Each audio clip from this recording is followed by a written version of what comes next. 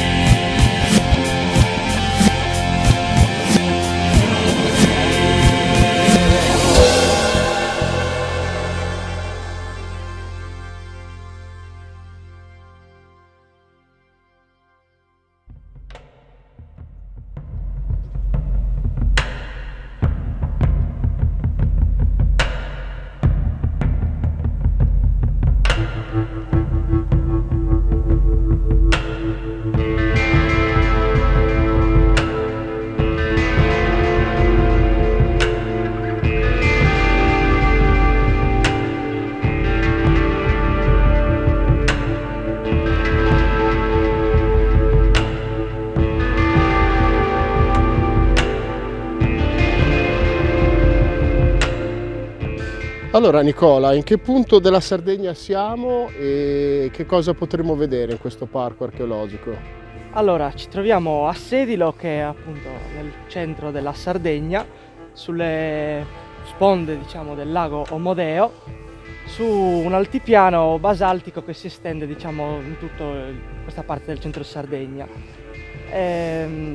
Il nuraghe Iloi è costruito proprio sulla sommità e sul confine di questo altipiano basaltico e si affaccia sul lago Omodeo, che era la vecchia valle del Tirso. E oggi invece qui all'interno di quest'area, oltre al nuraghe, Allora, che qui cosa possiamo all'interno vedere? del parco archeologico di Iloi, appunto il nuraghe, che è il fulcro, poi un esteso villaggio che copre circa una decina d'ettari, poi 2 tombe di giganti, forse 3, perché la terza la stiamo trovando adesso ultimamente. Ottimo. E Verremo a trovarvi quando sarà stata speriamo di avere conferma. dissepolta anche quella. Poi un dolmen, sempre vicino al nuraghe, e poi invece sul costone tufaceo che si sviluppa sotto il nuraghe una necropoli a Domus Deianas di circa 40 tombe, tra 40 le più estese tombe. della Sardegna. Mamma mia, allora qui bisogna sbrigarsi perché veramente abbiamo poco tempo a questo punto. Partiamo subito andando a vedere Il nuraghe. il nuraghe, perfetto. Seguiteci, andiamo.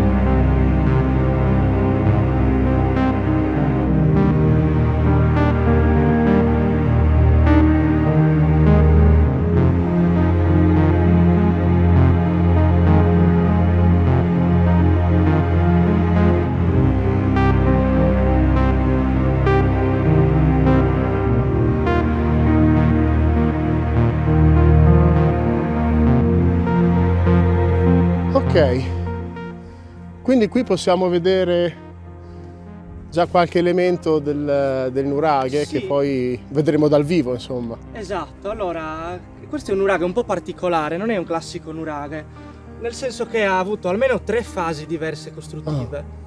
Abbiamo la prima fase, che è un cosiddetto nuraghe a corridoi, che è questa parte qui, circa subtrapezoidale rettangolare, di cui si conserva però poca parte della struttura, perché è stata poi successivamente, diciamo, soppiantata oppure accostata da un altro nuraghe invece classico a Tolos, un monotorre, che è questa torre qui e che è la più alta che noi vediamo svettare in cima. Purtroppo sia del nuraghe a corridoi che della torre centrale non conosciamo l'accesso, Invece conosciamo gli accessi al bastione trilobato, che è stato poi costruito intorno, ovvero 3 torri di più piccole dimensioni, però sempre a Tholos, di cui l'unica accessibile è questa qui, appunto, che abbiamo alle nostre spalle. Perfetto, più o meno in che periodo ci possiamo collocare, Allora, grosso modo? ci troviamo all'interno dell'età del bronzo, quindi tra il 1800 a.C. e il 900 a.C., però diciamo le varie strutture del nuraghe si possono inquadrare più o meno tra le prime fasi del 1600 a.C. e le fasi finali del 1100-1200 a.C. Esatto, quindi praticamente l'altro ieri, insomma. Certo, parliamo di... Va bene, non ci resta altro che accedere al nuraghe. Prego, Andiamo. andiamo.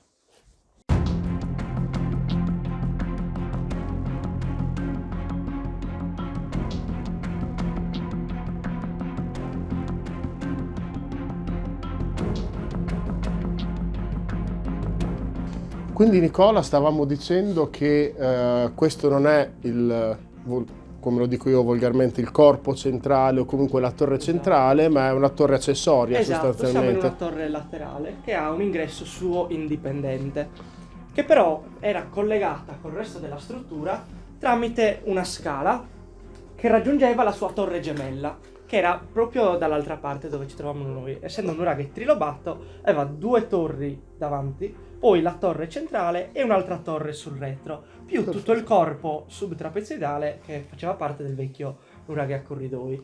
Ok, quindi qui vediamo questo accesso sostanzialmente, e qua?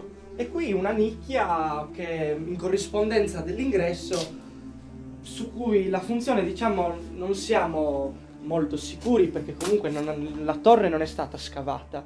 Ok, Però perfetto. una cosa che sicuramente abbiamo notato è che il nuraghe è astronomicamente orientato. Ah, Pochi questo è giorni molto fa, interessante. il giorno del solstizio d'inverno, il 21 dicembre, entra un raggio di sole esattamente all'alba da questa porta che va a proiettare una luce sul fondo della nicchia, concentrata in una specie di cerchio. Quindi probabilmente poteva essere una sorta di calendario molto, diciamo, semplice, però per sapere che tale giorno era il solstizio e quindi calcolare, diciamo, tutte le cose che questo comportava.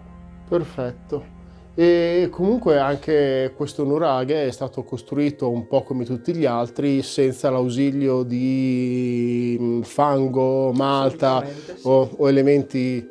Diciamo è stato costruito col basalto, che è la pietra tipica locale e assolutamente predominante, non particolarmente lavorato se non nelle parti più alte, dove invece i conci, abbiamo notato, sono invece più lavorati e più curati, e poi con la classica tecnica ad aggetto verticale circolare, che è la Tholos, tipica di tutti i nuraghi della Sardegna.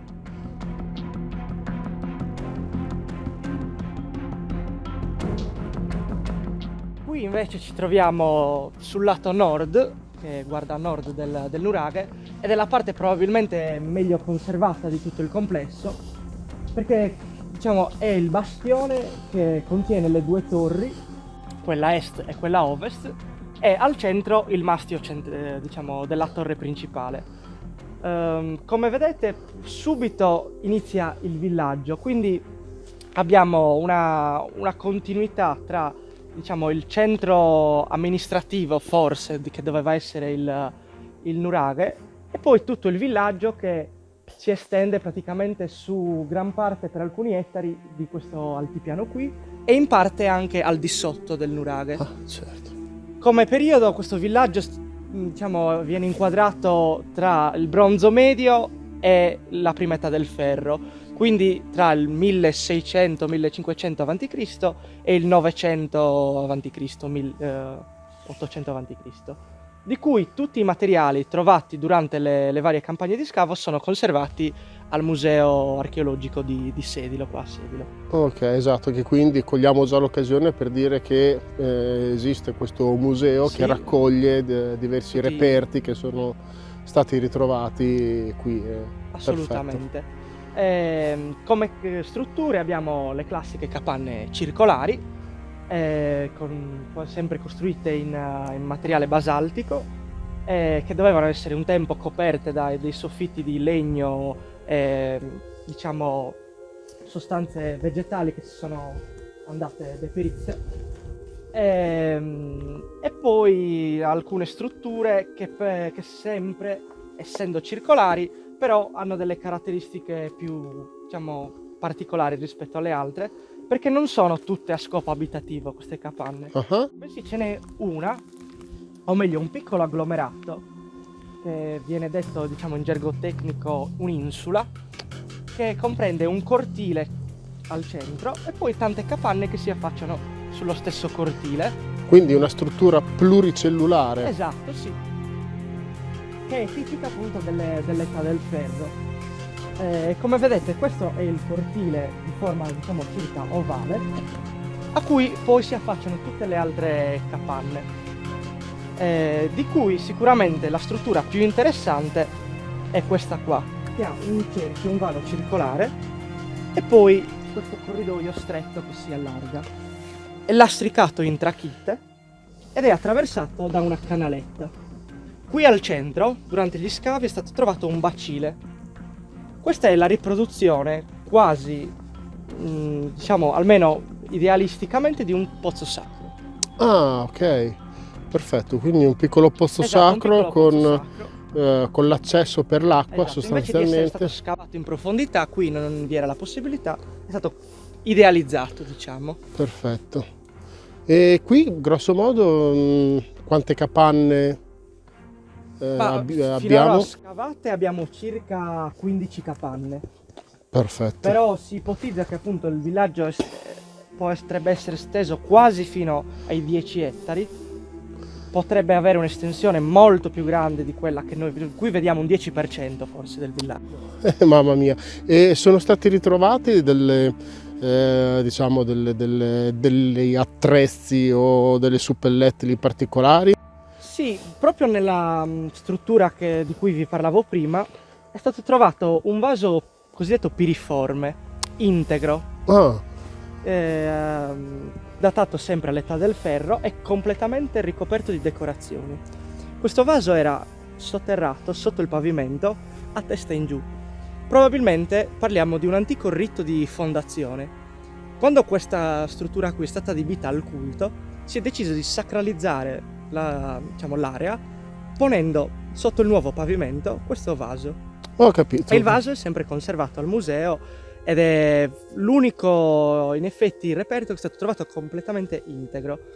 Invece gli altri, o comunque tutto il resto del materiale, che è veramente tanto qui, viene sempre trovato frammentato, perché probabilmente il villaggio è stato abbandonato, quindi i crolli e l'abbandono delle strutture hanno portato poi sicuramente anche furti, scassi, tracce di incendio, hanno portato alla distruzione dei materiali. Bene, ora dal villaggio possiamo tornare verso il nuraghe per visitare, diciamo, Esatto, vediamo i piani alti. Andiamo ai piani alti. Andiamo ai piani alti. Via, tutti i piani alti.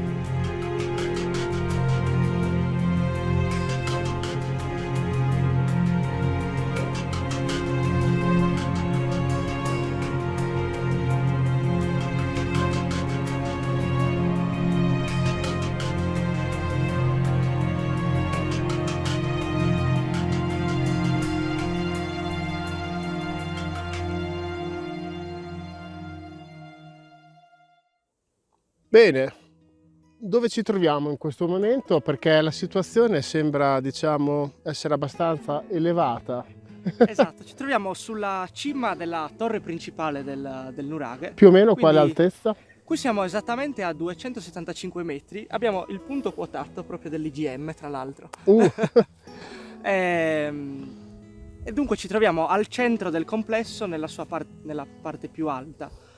Esatto, quindi questo è proprio la parte centrale, insomma, esatto, del sì. nuraghe. Purtroppo non si conserva per tutta la sua altezza la torre, però possiamo ipotizzare che arrivasse almeno ai 20 metri, di cui 12 li conserva già. Ok, quindi altri probabilmente, 8 metri, insomma, esatto, più o meno. Perché abbiamo testimonianza di altri monumenti che ce l'hanno ancora questa altezza. Ma detto fra noi, non è che scegliessero i posti in cui costruire i nuraghe anche per godere di questa bellezza fra le varie cose? È possibilissimo, sicuramente qui ne gode lo spirito, ne gode il corpo, ma ne gode anche chi deve difendersi, deve controllare il territorio. Perfetto. Perché se noi ci osserviamo, ci guardiamo intorno, vediamo che un punto cruciale è questo. Questa era la Valle del Tirso. Qui chiunque volesse passare dal Campidano alla Barbaggia era obbligato a passare qua giù. Quindi una rotta commerciale obbligatoria. Ogni piccola punta di questi promontori è, diciamo, puntellata da un nuraghe, di cui questo di Loi sembra essere uno dei più grandi, e forse anche magari per la posizione, per la facilità, per la ricchezza di sorgenti. Qui è molto ricco di sorgenti d'acqua. Poteva essere un punto magari di raccordo di una rotta commerciale. Esatto.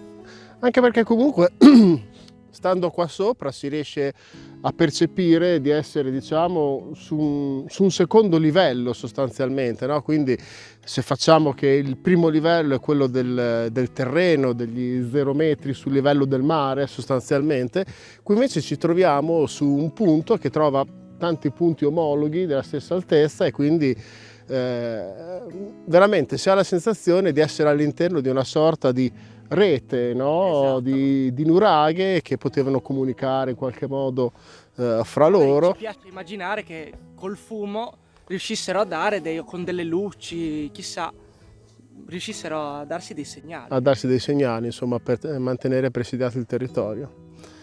Perfetto, ora scendiamo e andiamo a visitare gli altri luoghi che questo parco offre. Esatto.